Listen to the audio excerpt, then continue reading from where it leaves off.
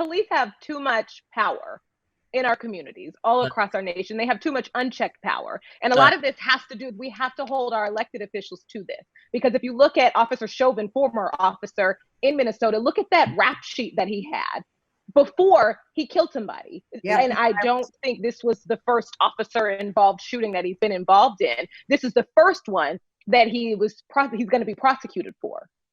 We talked about Amy Klobuchar. She let a lot. He wasn't prosecuted for any of that stuff that happened under her tenure. These people aren't fired. He was fired the 11th time he did something. Right, 18th. Right, so near the 20th time.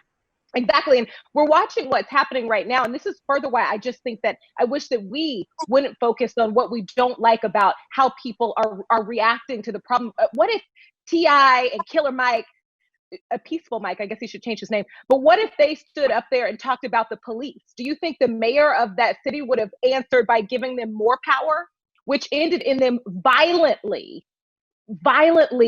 going out and making sure that people were abiding by curfew?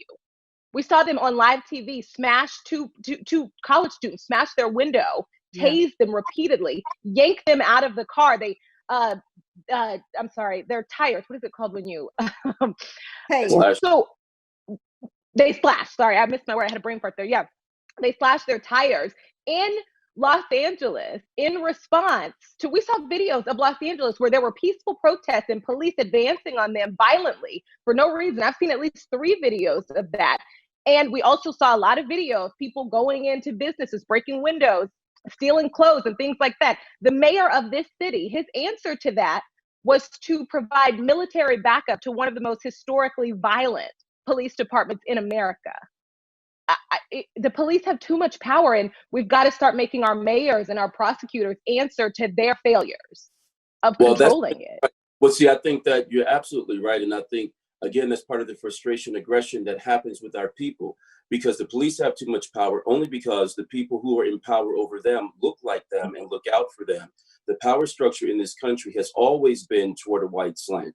Until the power structure changes, or the hearts of people involved in the power structure change, we're going to keep running into this problem.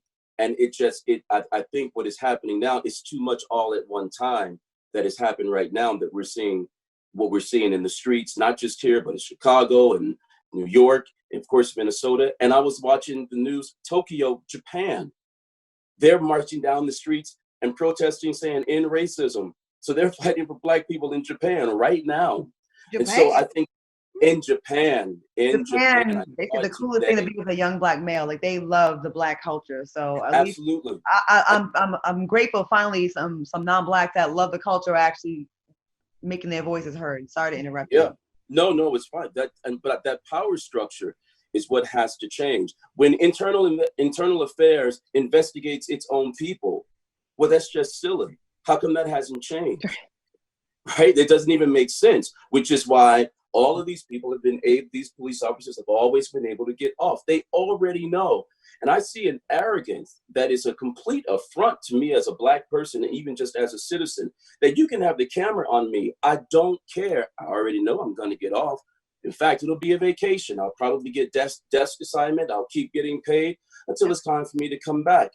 That's a power structure. That's beyond the policeman. That's really beyond the IA department. That's beyond the mayor. That's as far up as we can go. And even the leader of the free world has some very interesting ways in which he sort of sees things. And I think it skews everything. But I think people are really tired.